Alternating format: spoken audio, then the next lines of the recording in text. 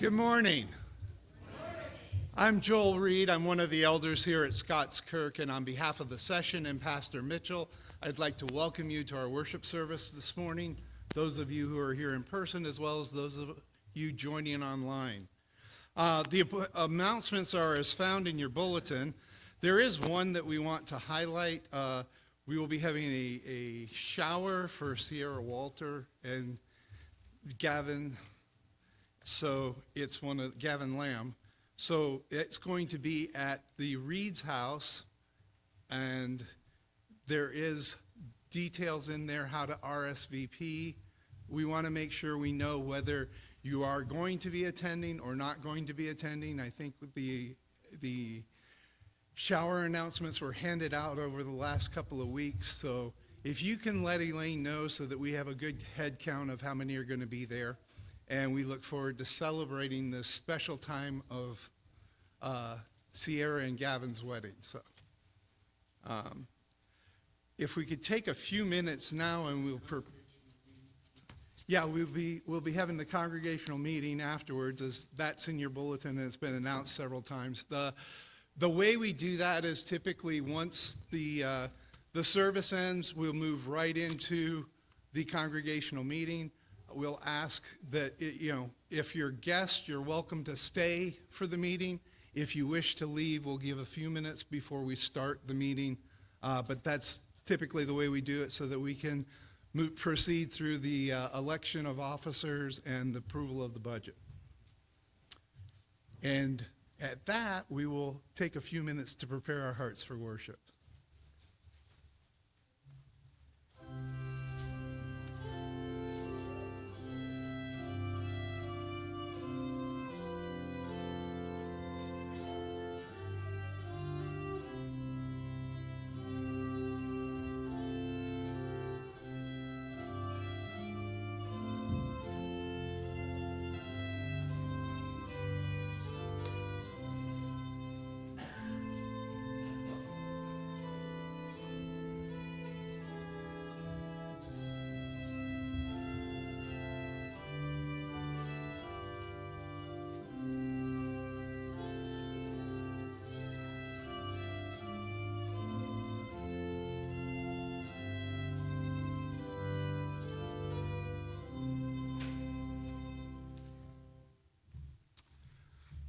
For our call to worship, I'd like to turn our attention to Psalm 29, verses 1 and 2. Ascribe to the Lord, O heavenly beings. Ascribe to the Lord glory and strength. Ascribe to the Lord the glory due his name. Worship the Lord in the splendor of holiness. Well, let's stand and sing to our wonderful God our hymn of praise. Trinity hymnal number 110, Hallelujah, Praise Jehovah. Let's stand and sing this together.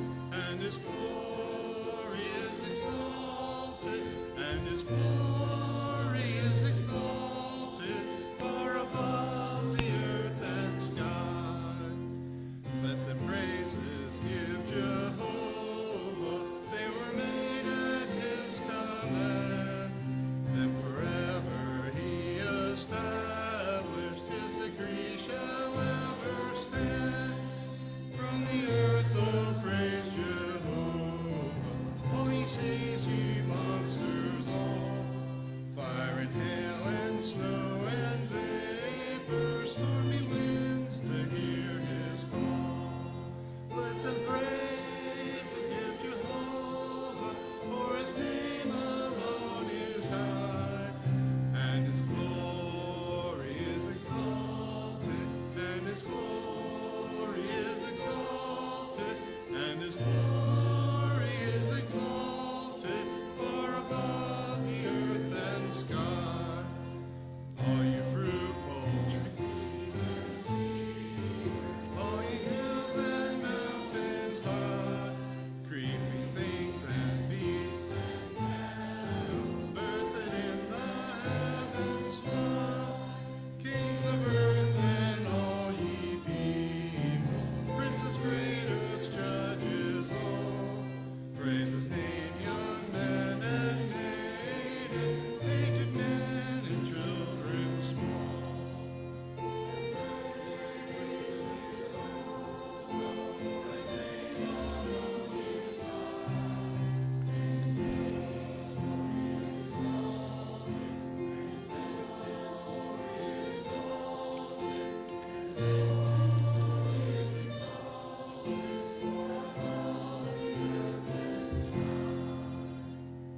Let us pray.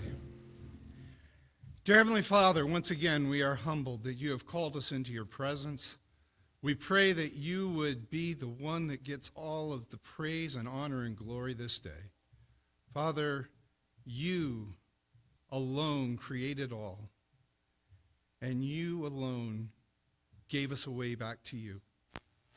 Father, these things we could not do in and of ourselves, and we just thank you so much for being the gracious, loving Heavenly Father that you are, that you sent your Son to pay a price we couldn't pay, and most of all, to teach us those things that you would have us know and learn and do. And he taught us how to pray, saying, Our Father, who art in heaven, hallowed be thy name. Thy kingdom come, thy will be done, on earth as it is in heaven. Give us this day our daily bread, and forgive us our debts, as we forgive our debtors. And lead us not into temptation, but deliver us from evil. For thine is the kingdom, and the power, and the glory forever. Amen. You may be seated.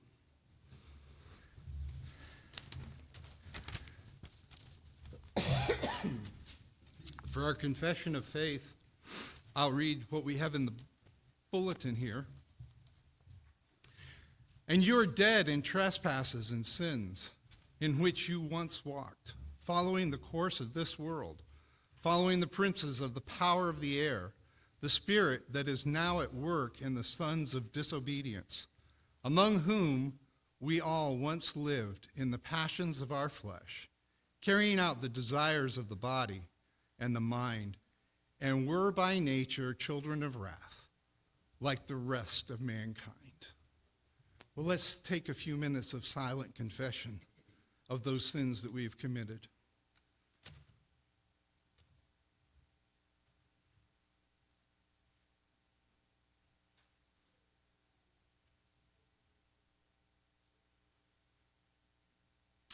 In Jesus' name we pray. Amen. The great thing is we have this assurance of pardon from Ephesians chapter 2, verses 4 to 10. But God, being rich in mercy, because of the great love with which he loved us, even when we were dead in our trespasses, made us alive together with Christ. By grace you have been saved, and raised us up with him, and seated us with him in the heavenly places, in Christ Jesus, so that in the coming ages he might show the immeasurable riches of his grace in kindness towards us in Christ Jesus. For by grace you have been saved through faith, and this is not of your own doing. This is a gift of God, not a result of works, so that no one may boast. For we are his workmanship, created in Christ Jesus for good works, which God prepared beforehand, that we should walk in them. Well, let's stand for our confession of faith. It comes from the Westminster Confession, section 3.5. Let's read this together. Those of mankind that are predestined unto life, God before the foundation of the world was laid, according to his eternal and immutable purpose, and the secret counsel and good pleasure of his will, hath chosen to in Christ unto everlasting glory, out of his free grace and love alone, without any foresight of faith or good works, or perseverance in either of them, or any other thing in the creature, as conditions or conditions, unto, and all to the praise of his glorious grace. You may be seated. And if the children will come forward for the children's sermon.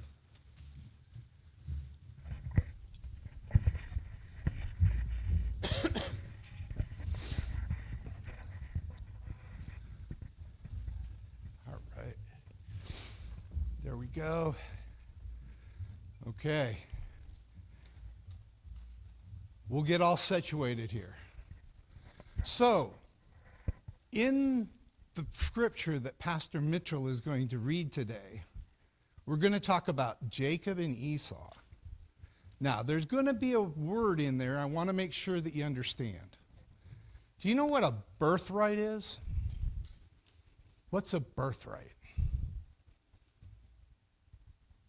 We know what it is, but hard to talk about? Okay. A birthright means, for lack of a better term, an inheritance. Usually it was, in the culture, it was the firstborn that got the birthright, which meant he inherited everything that was his father's. And so, in our scripture lesson, you're going to hear about how Esau sells his birthright to his younger brother. And that is something that was not typically done. It wasn't very popular. It was one of those, you held on to that birthright. That was something that you got from your father. And it was guaranteed that you would be the one to carry on the line. So I want you to listen closely to what happens. Okay? Let's pray. Dear Heavenly Father, we do thank you that you are the one who gives us everything. And we should not take it lightly. Father, we thank you that you forgive us for those times that we do. We pray that you would continue to grow us and make us more and more the Christian that you have called us to be. In Jesus' name we pray. Amen.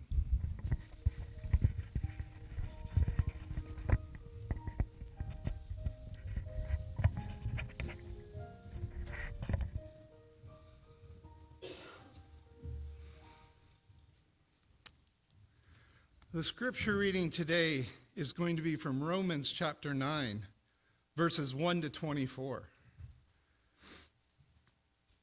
I am speaking the truth in Christ. I'm not lying. My conscience bears witness in the Holy Spirit that I have great sorrow and unceasing anguish in my heart. For I could wish that I myself were accused and cut off from Christ for the sake of my brothers, my kinsmen according to the flesh. They are Israelites, and they belong, and to them belong the adoption, the glory, the covenants, the giving of the law, the worship, and the promises. To them belong the patriarchs, and from their race, according to the flesh, is the Christ, who is God over all, blessed forever. Amen. But it is not as though the word of God has failed. For not all who are descended from Israel belong to Israel, and not all are children of Abraham, because they are his offspring. But through Isaac shall your offspring be named. This means that it is not the children of the flesh who are the children of God, but the children of the promise are counted as offspring. For this is what the promise said, About this time next year I will return, and Sarah shall have a son. And not only so, but also when Rebekah had conceived children by one man, our forefather Isaac, though they were not yet born and had done nothing good or bad, in order that God's purpose of election might continue, not because of works, but because of him who calls. She was told, the older will serve the younger, as it is written, Jacob I loved, but Esau I hated. What shall we say then? Is there injustice on God's part? By no means. For he says to Moses, I will have mercy on whom I will have mercy. I will have compassion on whom I will have compassion. So then it depends not on human will or exertion, but on God who has mercy. For the scripture says to Pharaoh, for this purpose I have raised you up, that I might show my power in you, and that my name might be proclaimed in all the earth. So then he has mercy on whomever he wills, and he hardens whomever he wills. You will say to me then, why does he still find fault? For who can resist his will? But who are you, O man, to answer back to God?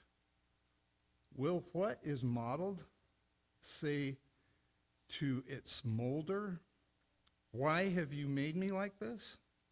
Has the potter no right over the clay to make it out of the same lump one vessel for honorable use and the other for dishonorable use? What if God, desiring to show his wrath and to make known his power, has endured with much patience vessels of wrath prepared for destruction, in order to make known the riches of his glory for vessels of mercy, which he has prepared beforehand for glory? Even us, whom he has called, not from the Jews only, but also from the Gentiles. The word of the Lord.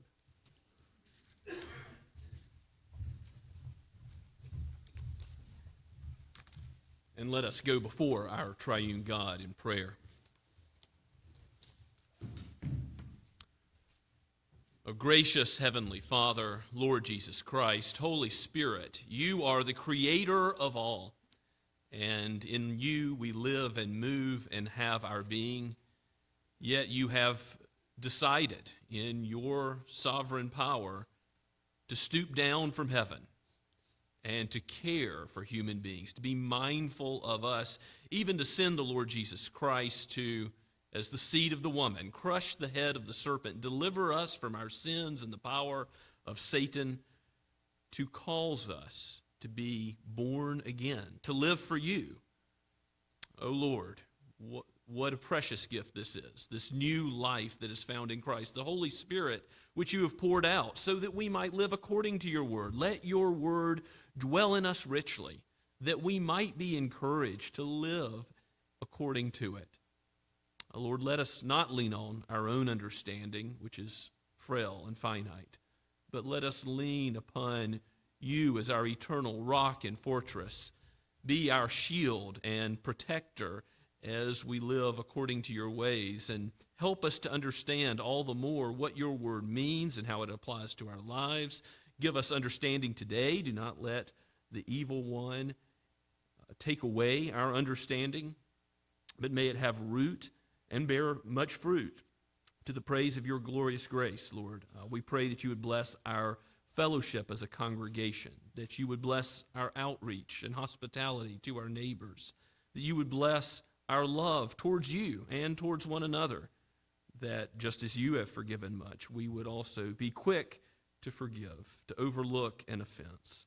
We thank you, Father, that you have not left us to ourselves, but you have called us into community together. We need this. We do thank you for this body in Scots Kirk, but we also thank you for every Bible-believing church, every manifestation of your kingdom here in Summerville, South Carolina. We pray for and thank you for our brothers and sisters at Shem Creek and for how well that church plant has done and particularized as a church. Lord, bless them in the days ahead. Give them the officers they need, the elders and deacons. Give them that sweet fellowship as a church to continue to grow in number and in sanctification to the praise of your grace. Give us an opportunity to plant other churches in the Low Country together. We thank you, Lord, for this presbytery and the half of South Carolina, which is Catawba Presbytery. We thank you for the fellowship we share in the truth, and we thank you for the Associate Reformed Presbyterian Church as a denomination. We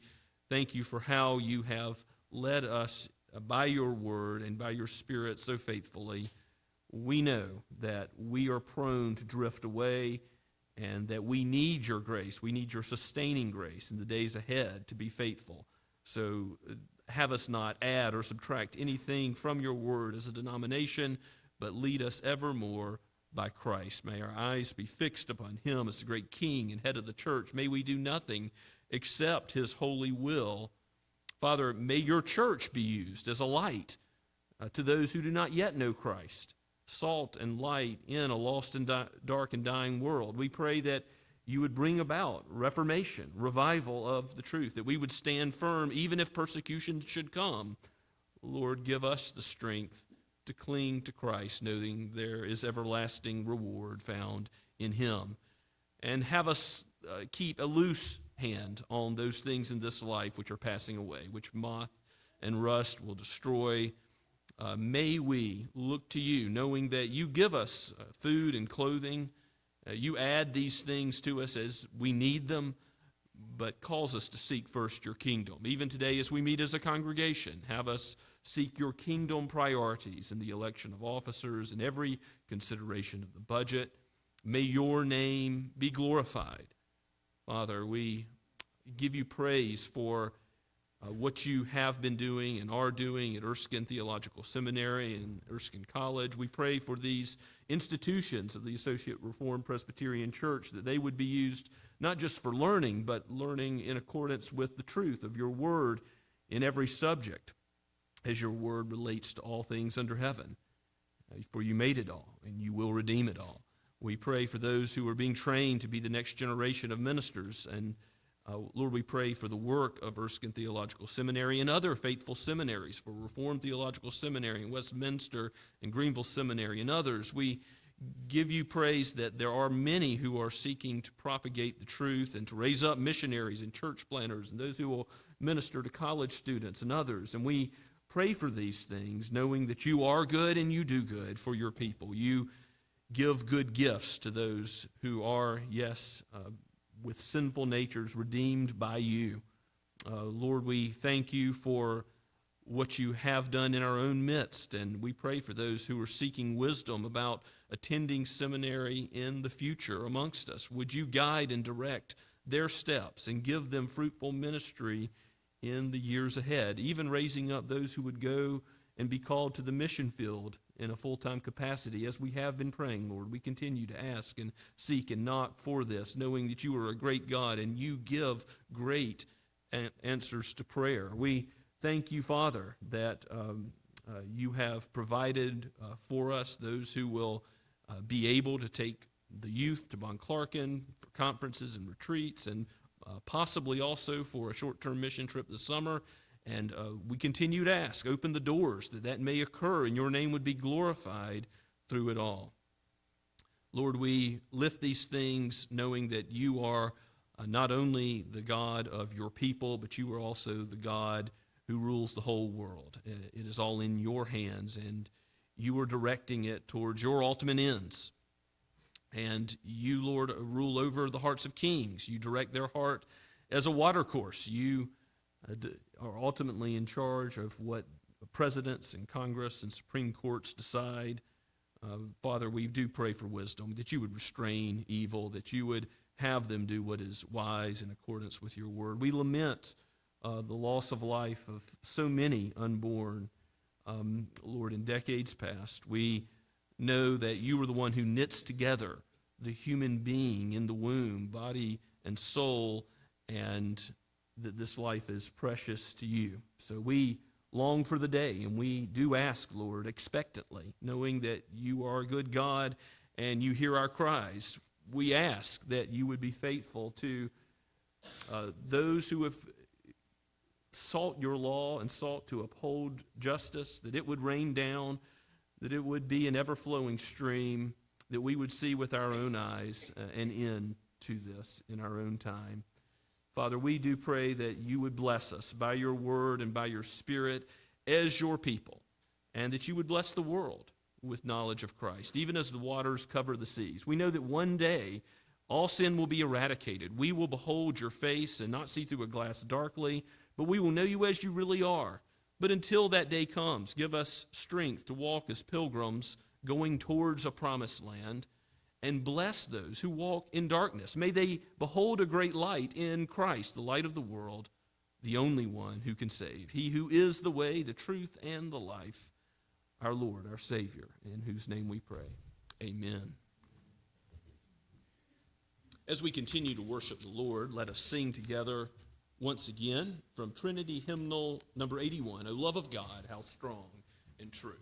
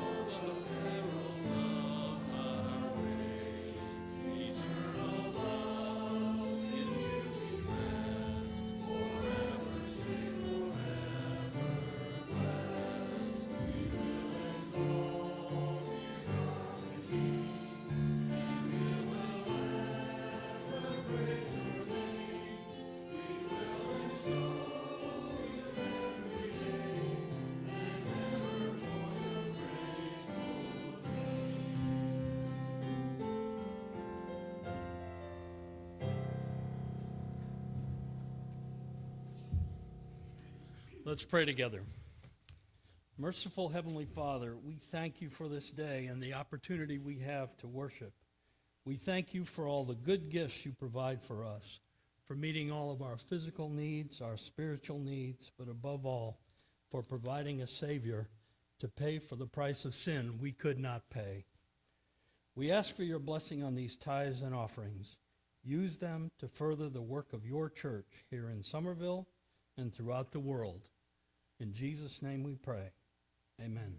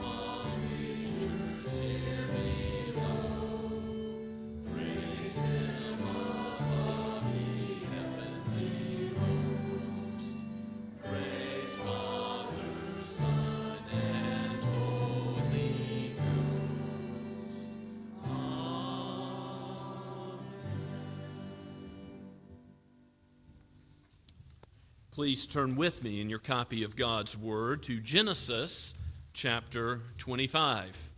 Genesis 25, and if you're relatively new to Scots Kirk, you may be wondering why we're starting in the middle of the 50 chapters of Genesis, at Genesis 25. Well, we left off here several months ago. We looked at the epistles of John, 1 John, 2 John, 3 John, and now we're going back to historical narrative in the book of beginnings. So we've seen that it's historical narrative throughout when it explains how God created everything in the space of 6 days and all very good by the word of his power. And we see up through Cain and Abel and Noah, then the life of Abraham from Genesis 12 to 25. There's a long section dealing with the life of Abraham that we've looked at most recently. And now we're transitioning in the middle of chapter 25. In the previous part, up to verse 18, we see that Abraham's buried alongside Sarah, his wife. God gave them a son in old age when Sarah was past the point of childbearing. Miraculously, Isaac was provided. And Isaac has received the inheritance from Abraham. Ishmael, in verses 12 through 18 that we covered months ago, Ishmael has 12 sons that are recorded in the genealogy. So Isaac might be wondering, as he's gotten Rebekah for his own wife in Genesis 24, he might be wondering, when is God going to fulfill the promise to Abraham and then through me, his covenant promise that he will be a great people, a great nation, and all the world will be blessed through him. And so we pick up at verse 19, and really Isaac himself is sort of gapped. We'll see as we go forward in the scripture of Genesis that we're not going to see Isaac covered especially, although he comes up. But it's going to be Jacob from here, Genesis 25 to Genesis 36. So another long section about another patriarch, Jacob, or who's later called Israel. And we'll see what God does through this one he's chosen, Isaac's son, Jacob, as the famous story of the birth of Jacob and Esau is our focus this morning. Let's give our attention to God's word. Again, Genesis 25 at verse 19. From the pen of Moses, but breathed out by the Holy Spirit for each of us today, may we heed the very word of God. And these are the generations of Isaac, Abraham's son. Abraham fathered Isaac, and Isaac was 40 years old when he took Rebekah to be his wife, the daughter of Bethuel, the Aramean of Padad Aram, the sister of Laban the Aramean. And Isaac prayed to the Lord for his wife, because she was barren. And the Lord granted his prayer, and Rebekah, his wife, conceived. The children struggled together within her, and she said, "If it is thus, why is this happening to me?" So she went to inquire of the Lord. And the Lord said to her, 2 nations are in your womb, and 2 peoples from within you shall be divided. The one shall be stronger than the other. The older shall serve the younger. When her days to give birth were completed, behold, there were twins in her womb. The first came out red, all his body like a hairy cloak, so that they called his name Esau. Afterward, his brother came out with his hand holding Esau's heel. So his name was called Jacob. Isaac was 60 years old when she bore them. When the boys grew up, Esau was a skillful hunter, a man of the field, while Jacob was a quiet man dwelling in tents. Isaac loved Esau because he ate of his game, but Rebekah loved Jacob. Once when Jacob was cooking stew, Esau came in from the field, and he was exhausted. And Esau said to Jacob, "Let me eat some of that red stew, for I am exhausted." Therefore his name was called Edom. Jacob said, "Sell me your birthright now." Esau said, "I am about to die. Of what use is a birthright to me?" Jacob said, "Swear to me now." So he swore to him and sold his birthright to Jacob. Then Jacob gave Esau bread and lentil stew, and he ate and drank and rose and went his way. Thus Esau despised his birthright. Let us pray and ask the Lord for his help. O Holy Spirit, may you aid us now, that your word would be plain, that the eyes of our heart might comprehend it, that you might energize our wills to live according to it, and that you might inflame our hearts with a passion for your glory in all things. For we pray this in Jesus' holy name. Amen. Well, this is no ordinary set of twins that is born from Rebekah. We see that, like Abraham and Sarah, God grants a request for offspring in the fullness of time. And it's not so advanced in age as it was with Sarah, but it's still advanced in age. Isaac is 60 when God answers prayer, when Jacob and Esau are born. Now, Jacob and Esau are not both heirs of the promise. Normally, the older is the heir who gets a double portion and who has the rights. It has to do with financial ability, but also honor in the family as the oldest.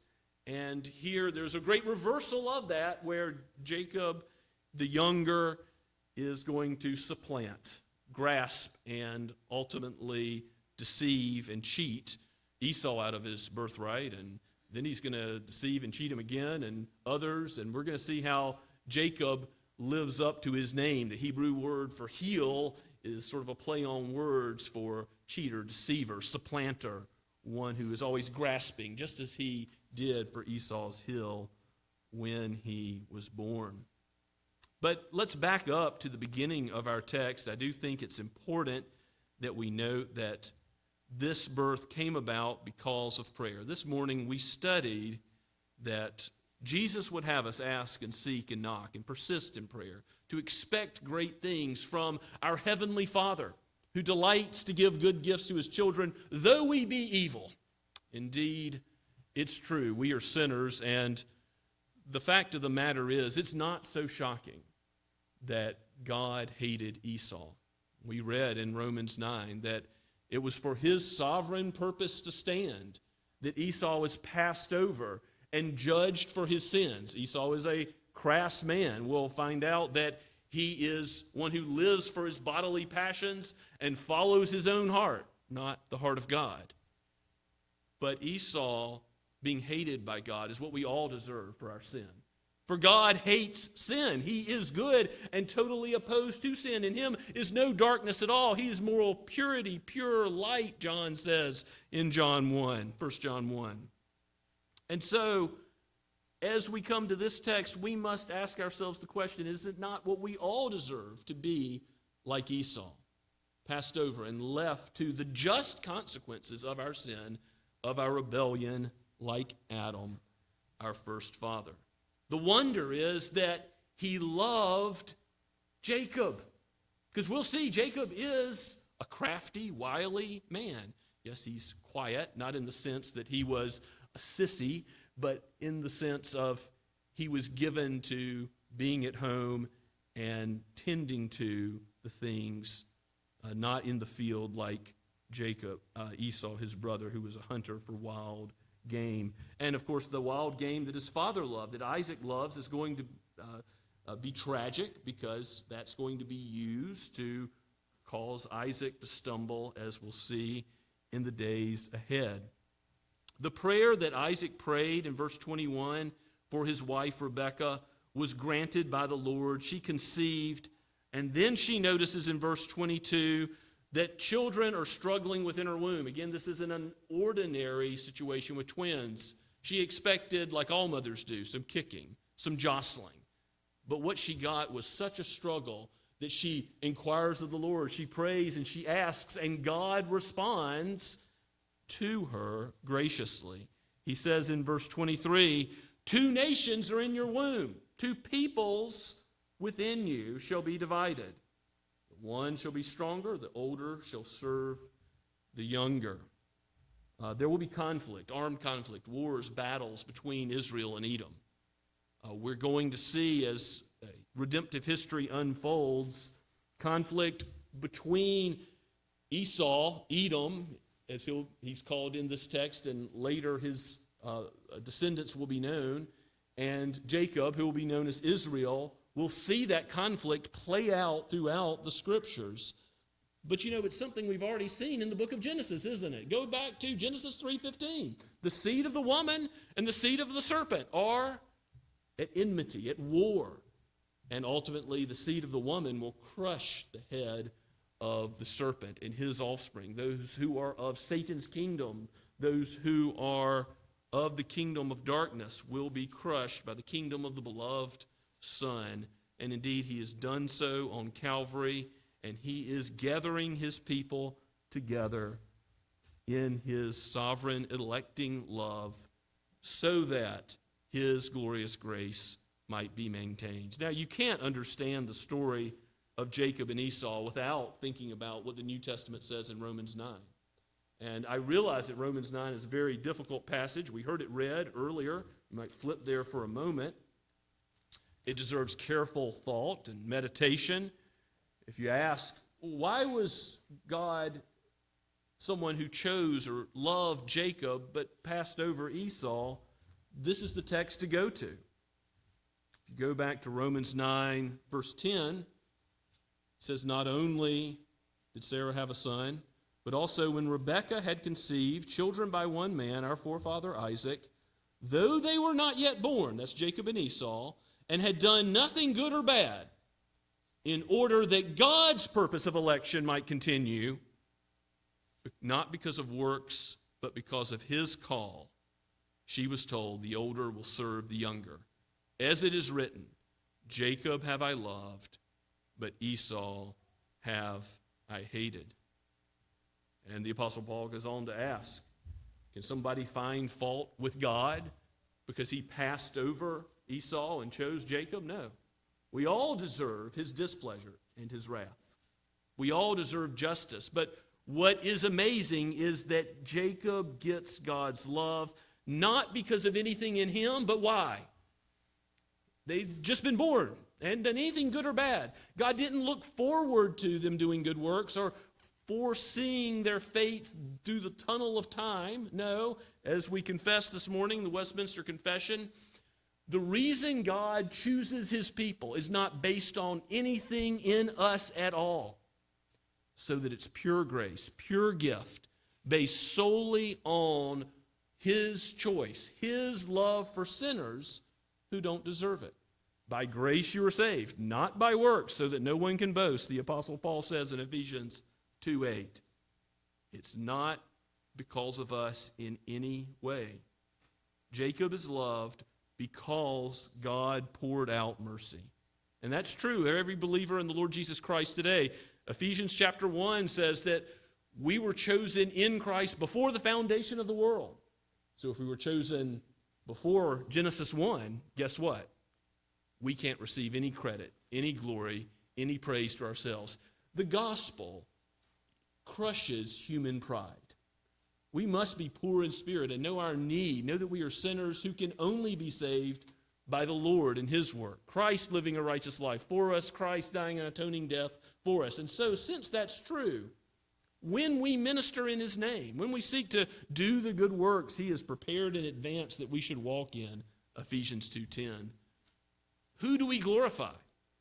We're not trying to earn points towards heaven. No, we're trying to glorify the name of God. His glorious grace is being highlighted. Just as it is with Jacob, so it is with us today. When we serve him in the church, formally or informally, when we're serving our neighbors, when we're operating as a ministry team, when we're going out into our community, when we're showing hospitality, when we're meeting together as a congregation to do his business, even after worship today, it should not be about us. Remember the sin of Diotrephes. He always wanted to put himself first, 3 John. Be like Gaius, be like Demetrius, but not Diotrephes. Diotrephes is bad. Human pride must be crushed by the gospel so that we seek one thing and one thing only, not our own agendas, not people to notice and recognize us for what we've done in the service of the Lord, but no, for the Lord and his name to be glorified. Romans 9 reminds us that the gospel is all about God's glory.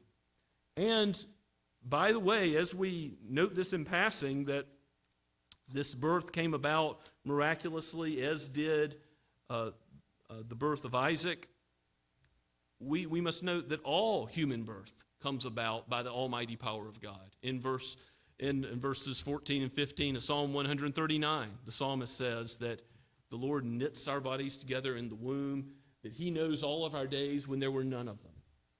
We must pray, as we have been at Scots Kirk, for the unborn, that the billions and billions of those slaughtered in the womb might have their cry reach the Lord, and for it to be ended, for these are lives precious to him. God cares for those in the womb, and though the miracle of birth is not always a miracle, strictly speaking. It is a natural occurrence, which is wondrous that God has foreordained. Here is an answer to prayer in this specific birth, the birth of, yes, Esau and Jacob, but specifically Jacob. Esau's going to oppose God's people, and Jacob is going to be the one who, though he's still a sinner, will see all of his warts unfold in the accounts of Genesis as it tells us about him. But he is the one who receives God's grace, and he will be changed. There's a sense in which there's a favoritism in the household, that Esau is favored by the father Isaac because he likes the taste of wild game. Esau's a good hunter, and Isaac enjoys the fruits of his labor. And on the other hand, Rebekah favors the quiet Jacob.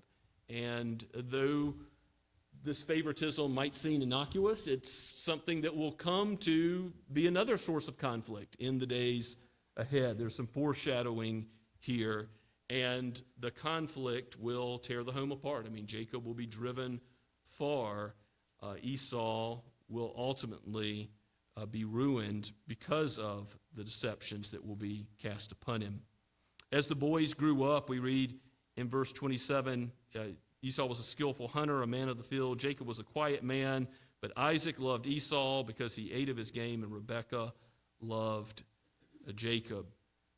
These are the sources of the two nations, and you see their conflict in the womb come out right in the first narrative about them, starting in verse 29. Once, when Jacob was cooking stew, Esau came in from the field. He's exhausted. And Esau said to Jacob, "Let me eat some of that red stew, for I am exhausted." Now, red is like Esau himself, as he came out hairy and red. And the word red even indicates passion, because it is a way that Esau lived his life. He is the hedonist that is living for his bodily passions. And so he's exhausted, and Jacob says, "Sell me your birthright now." And Esau's response is, maybe he was very exhausted, but this does seem to be like too much of a exaggeration and overreaction to his bodily need. "I am about to die." Well, was he really about to die? He was very hungry, no doubt, but "I am about to die. Of what use is a birthright to me?" Well, going to the grave, might as well live it up now and not think for the future. Present-oriented, not looking towards the future at all. Clearly foolish, unwise.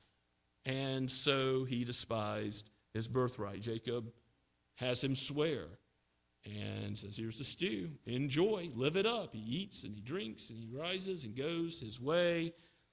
And Christ teaches that we're not to be focused on the here and now. Does he not in the Sermon on the Mount? He says, look, don't be concerned as the Gentiles are for food and clothing.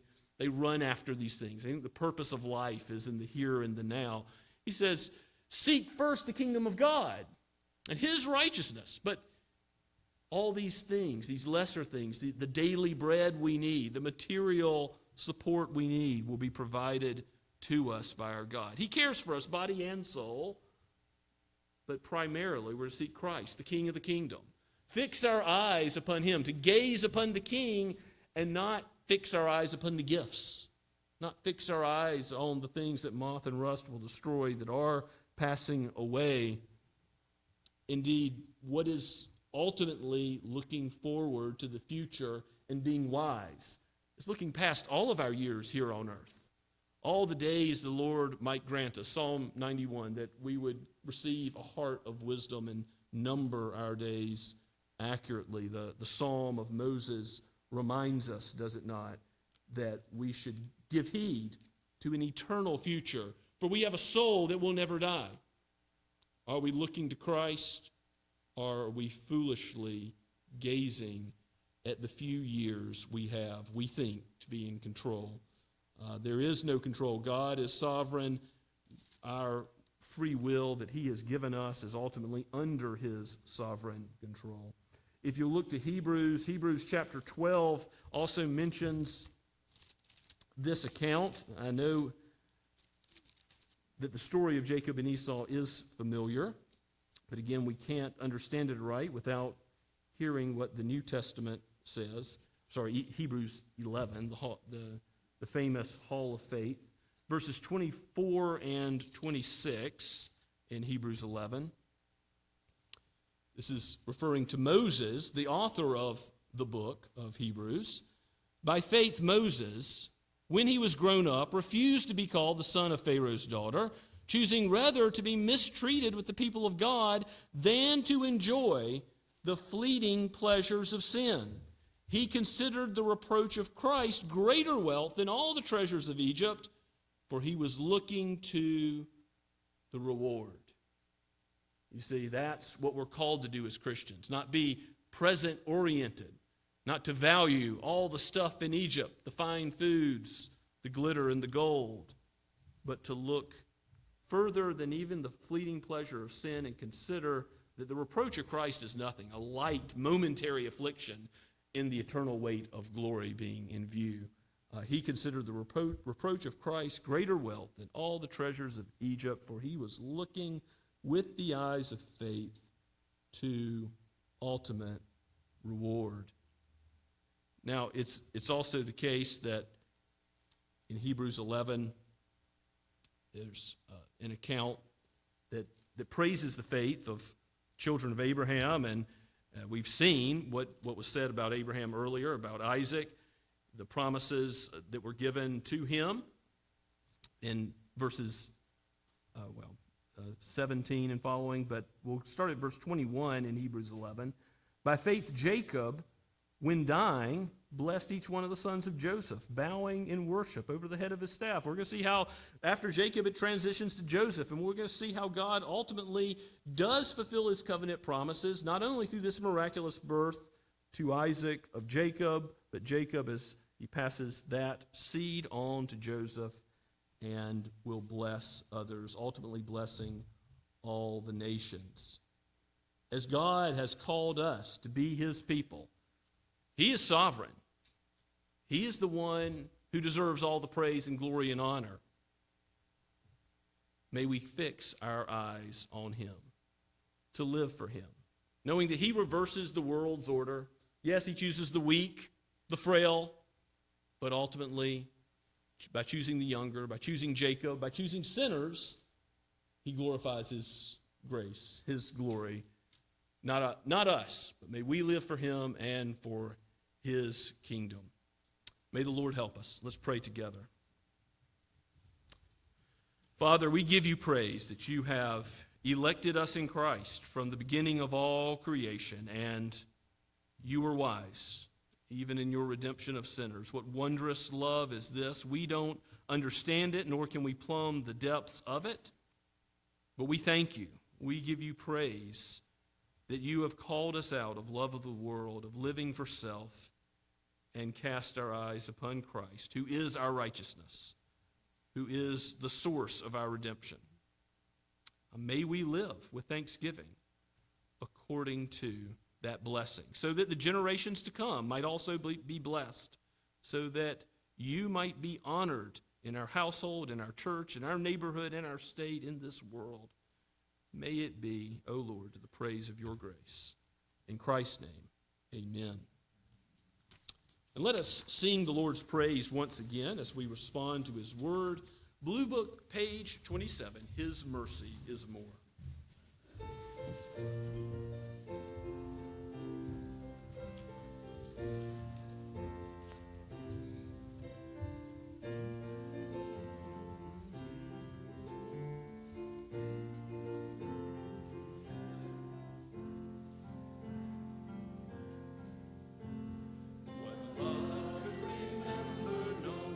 We have done, all this yet all knowing, he counts not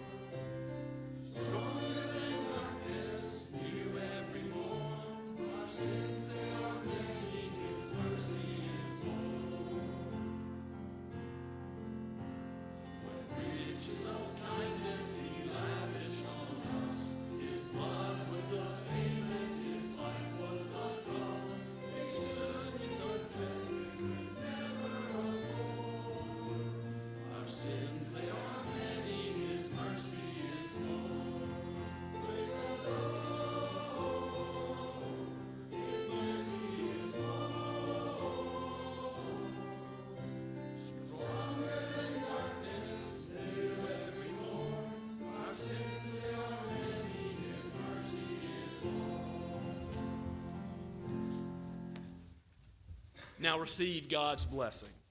Now to him who is able to do far more abundantly than all we ask or think, according to the power at work within us, to him be glory in the church and in Christ Jesus throughout all generations, forever and ever. Amen and amen.